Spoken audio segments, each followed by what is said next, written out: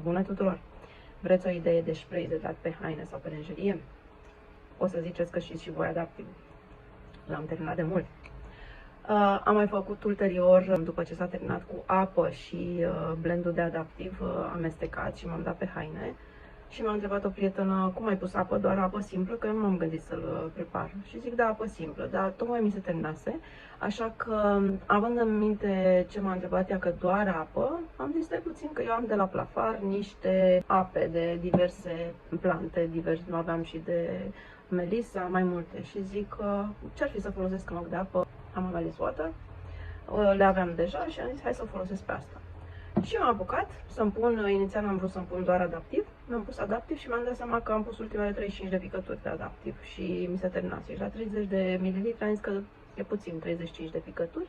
Și am zis ce să mai pun, am pus și Ylang Ylang încă 10 picături și am mai pus și geranium 5 picături. Și apoi am completat cu apă de hamamelis, da, luată de la Plafar.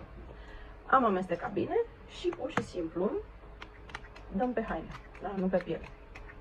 Dar nu face nimic nici pe piele, dar cert e că dăm pe haine. Bun. Și se poate da și pe lenjerie. Cert e că eu am pus doar ce mi-a venit atunci în minte, fără să caut le miros. Și ulterior, când m-am dat, foarte multe persoane mi-au zis, wow, cât de mișto miroase, cu ce te-ai dat? Și eu arătam, dar eu știu adaptivul, dar nu miroase așa.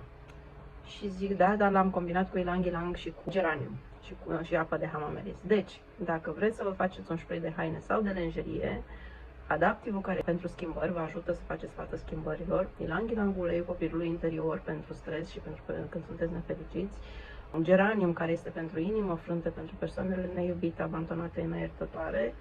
Ele ajută foarte mult în aceste privințe. În schimb, mirosul, eu îl folosesc doar pentru miros. Știu că oricum orice ulei esențial mă ajută oricum ar fi. Dar v-am amintit și de beneficii, da? Vă pup și vă doresc numai bine.